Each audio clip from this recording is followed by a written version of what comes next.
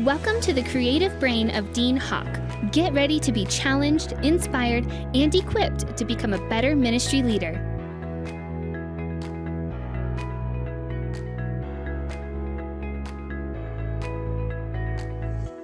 Hey, Merry Christmas, everyone, and welcome to the Dean Hawk Leadership Podcast for the month of December. Today, we're going to be talking about small details that make the big difference. But before we jump into that, just want to cast a little vision for you. Coming up next month on January 18th, I do the official handoff from lead pastor, from myself to my executive pastor, Josh Hawk. And I will become founding pastor, teaching pastor. But one of the things that I'm excited about as we look forward to 2026 is in that shift, I'll still have responsibilities here at the church and will be on staff, but it's going to free up some of my time.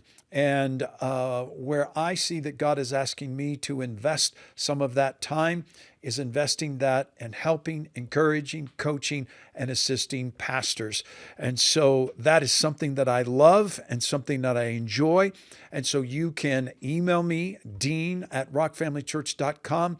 If there's something you want to download about, talk about. Last month I had the privilege of meeting for the first time. He's been on the bus for many years, but I had the chance of meeting Pastor Rodriguez from San Diego, and it was just good to connect with him. And so I'd love to do that with you because I know this ministry and being a senior lead pastor can be very lonely, and you want to know who is in your corner and where can I go that's safe to unpack some of the frustrations, some of the feelings that I'm going with.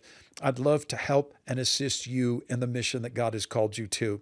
All right, let's dive into today's topic and how we can make the big difference by paying attention to the details. I'm going to tell you now, this would be a great message to review, a great podcast to review with your leadership team, with your board, your elders, your staff, or your core leaders of your church.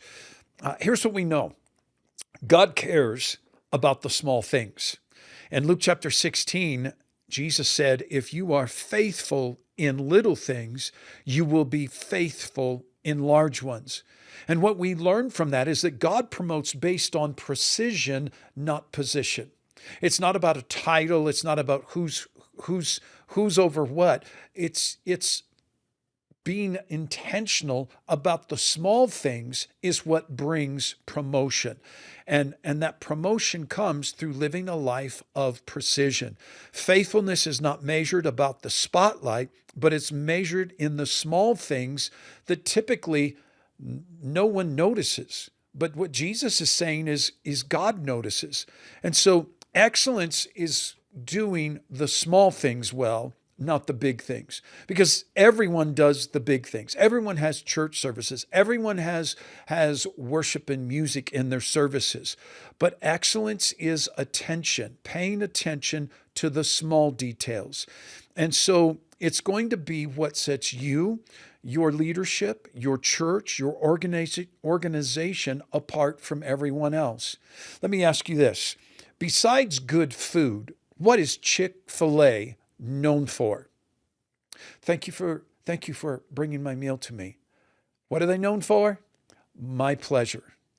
A simple, minute detail of how are we going to respond to the customer has become an anchor bid of excellence on how that organization functions.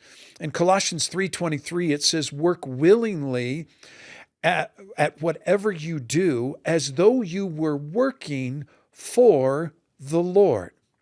And so I ask each of us to ask ourselves, if Jesus walked in today and evaluated the details and how we are doing in our job, in our leadership, in our life, would he say that we're giving our best?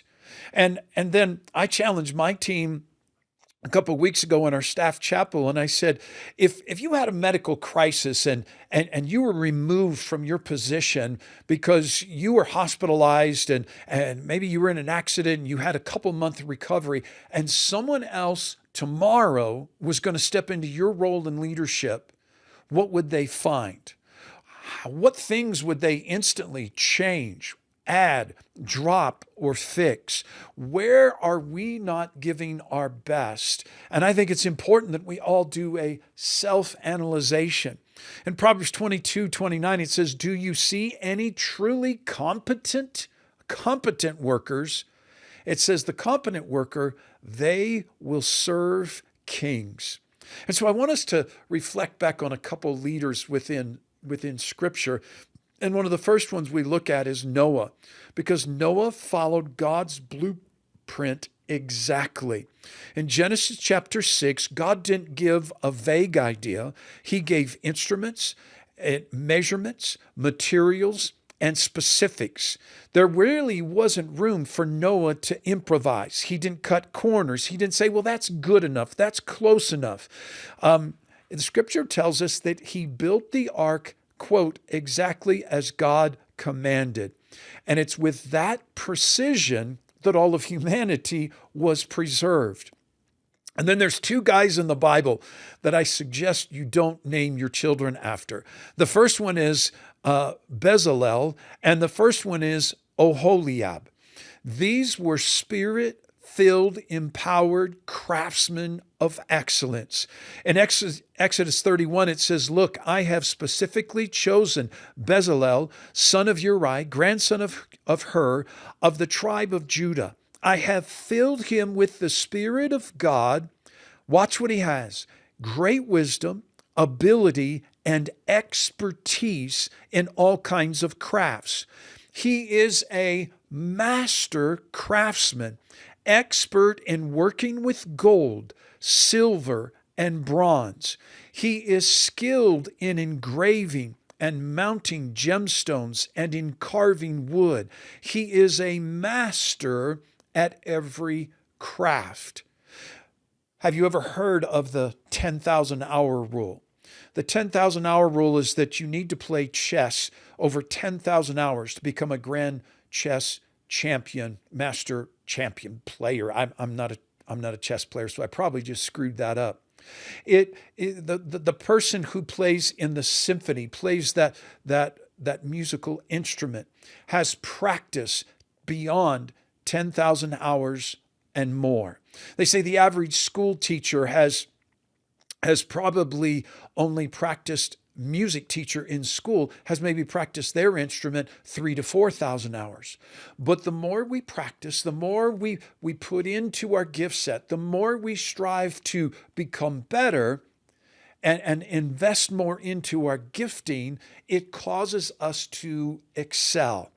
And we see these gentlemen listed here in Exodus, that they were a master of their craft, and they were going to be the artisans of the Ark of the Covenant that included woodwork, gold overlay, rings and poles, and eventually the mercy seat built with the cherubim. They were going to build and construct the table of the bread of presence, the lampstand, the altar of incense, the altar of burnt offering and its utensils, the wash basin and the stand, and they were even described in putting together the priestly garments. It says in Exodus 38:23, he was a master craftsman, expert in engraving, designing, and embroidering in blue, purple, and scarlet thread and fine linen. I teach a class out at Charis Bible College that's outside of Colorado Springs. I teach a class on preaching and communication and what is all involved in. And one of the things I'm asked on a regular basis when I go out there is how can I become a communicator like you? I love the way you present. I love the way you preach. I love how you keep people's attention. And they're basically saying, how can I be as good a communicator as you? And I said, well, start preaching to your visor. Start preaching to the mirror in your bedroom. Start preaching now. And maybe in about 10 years, maybe in about 10,000 hours, you will achieve a level of comfort and rhythm and breathing and ideas and following the Holy Spirit that you'll speak at a level that other people want to stay to hear you speak. You see, I'm always improving my gift.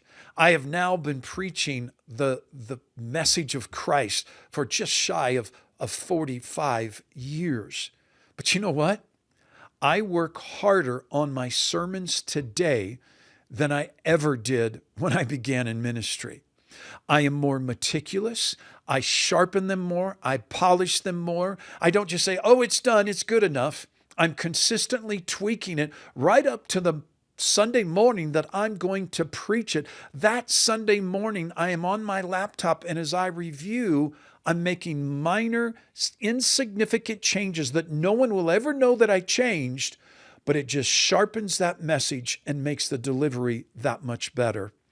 Solomon is another person that we see his excellence and attention to details.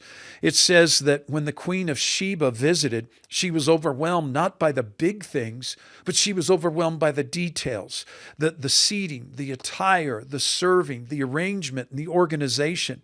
It says in 1 Kings 10 that she was overwhelmed and amazed. She was breathless. Other translations say it took her breath away. Well, what did she see?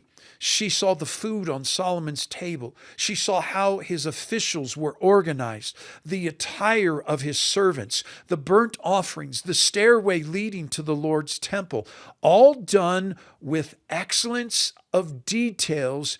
It stunned her. It literally made her gasp. It took her breath away. Now, let's bring it down home to you and I on a daily, weekly basis. When people leave our church services, have we taken their breath away? That they were like, oh my goodness, I experienced the presence of God. I learned from the scriptures. Oh wow, I cannot wait to come back. Are they wishing we would do more, or are they praying we would be done? Let's leave them wanting more. And so what does it mean on the practical level? It means that we should give excellence and that in everything that we do, and that excellence is as much about what people don't see as what they do see. That we walk up and down that hallway 6 days a week, 7 days a week. We no longer see that scuff mark. We no longer see that impression in the sheetrock. But the new person comes in and they look around, they go, wow, the paint is scuffed. Why didn't they paint that? Wow, there's ceiling tiles that are water stained. Why would they leave those water stained ceiling tiles there? My whole team, volunteers, paid staff, they all know I cringe when we have the wave going on in our rows of chairs. Our ushers are assigned every Sunday morning. We've got a small tape mark on the floor, and they're supposed to put the front leg and the back leg on that tape mark and make sure that the rows are crisp and clean. Nobody will probably walk in and say, wow. They won't comment and say, wow, look how straight the rows are in this 900-seat auditorium. But they will walk in and feel a presence of order. They'll walk in and they'll feel excellence. And so that's where we want to excel, that we don't leave small papers and wrappers on the floor. How many are a part of our maintenance team? We officially have two people on our maintenance staff, paid staff. They're both part-time. But every single employee and anchor leader of this church is a part of the maintenance team. We pick up the wrapper. There was a small spill that someone spilled their coffee, their water. We make sure it's cleaned up, wiped up. We wipe down the counters in the restroom when we're in there, and we're making sure they're ready for the next person. We're not leaving that guitar case left out on the stage. We're not leaving that closet door behind the stage left open during service. And we're going to be efficient and effective in all we do. Daniel is said to have excelled in spirit and details. In Daniel chapter 6 and verse 3, it says, Daniel distinguished himself because a spirit of excellence was in him. He was so consistent in his character, in his attention to details, in his execution, that his enemies couldn't find anything wrong with him, not even in the fine print. It says that when they tried to find fault, they could find nothing. And then let's look at Jesus as our ultimate role model and example. He was the master of small. He was the master of intentional moments that no one else saw Zacchaeus in the tree, but Jesus did. He stopped and he restored a woman that in a crowd of probably literally hundreds, maybe even thousands pressing in to see him, a woman touches the hem of his garment and he says, "Stop. Someone touched me." Jesus focused on the details. He cared for the little children. That when the disciples came and said, "Hey, get the kids back," Jesus said, "Suffer not these little ones to come unto me." And it says that he put them on his lap and he laid his hands on them and he blessed them. He organized his ministry with intentional systems. He had teams of 70. He had groups of 12. He had his inner circle of 3. And then I love this detail. It's one of my favorite miracles in the Bible. After multiplying the food, the loaves and the fish, and the feeding of the 5,000, the 4,000, Jesus paid attention to the details. He didn't say, "Man, guys, we knocked it out of the park. Let's go home." He said, hey, somebody gather up. Somebody gather up all the leftovers. Let's make sure that nothing is wasted. And see, when we look at that as staff members, as pastors and leaders, Jesus noticed the people and the moments that most other people missed. And that is leadership at its highest level. So where and how can we as leaders and staff members, how can we dial it in? How can we turn up the volume of excellence in our personal lives and in our ministries? First one is preparation versus showing up. Most people just show up. Leaders are prepared. If you're preparing in the moment, you're already behind. And so I dare you to ask yourself weekly, what am I doing that I know I could do better, but I've decided it's good enough? Those words will hinder ministry, stop people's lives from being transformed. It's good enough. Where can we improve? In our communication. Missed emails, late responding to text, incomplete follow through, it erodes trust. I was recently teaching with our church and I was talking about relationships and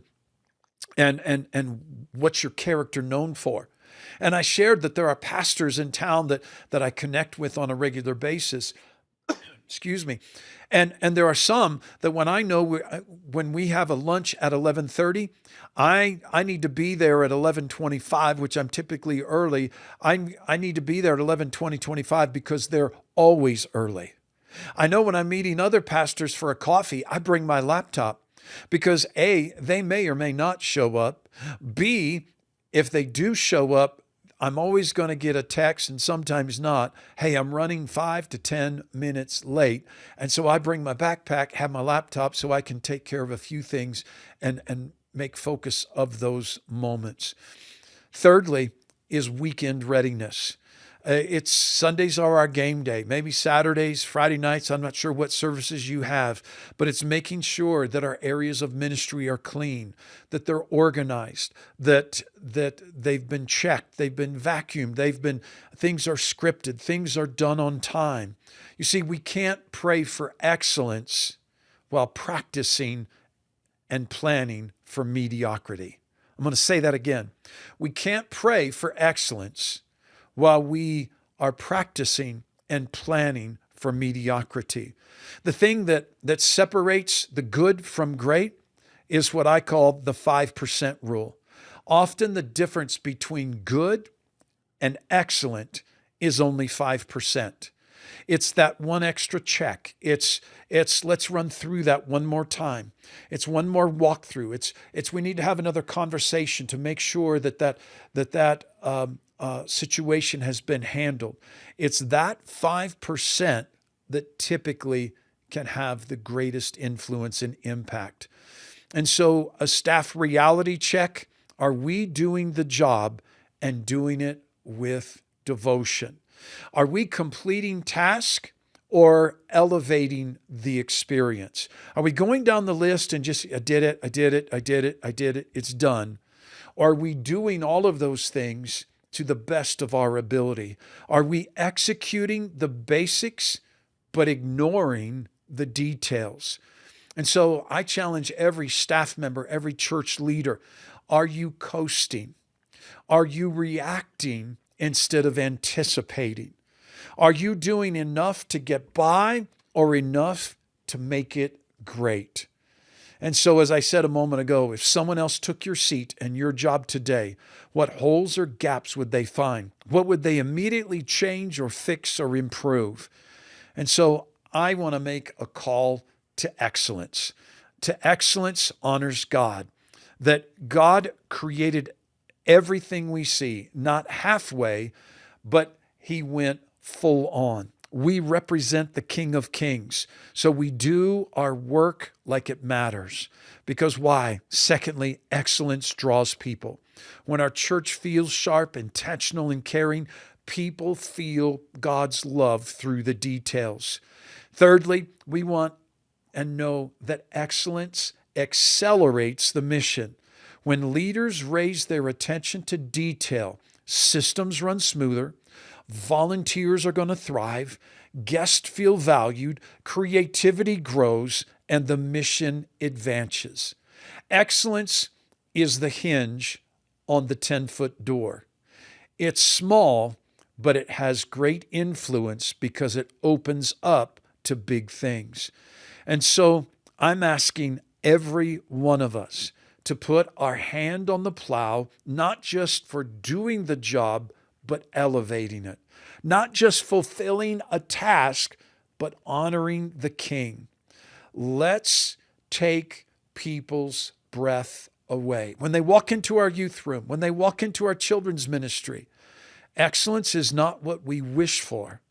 Excellence is what we choose. Every detail, every day.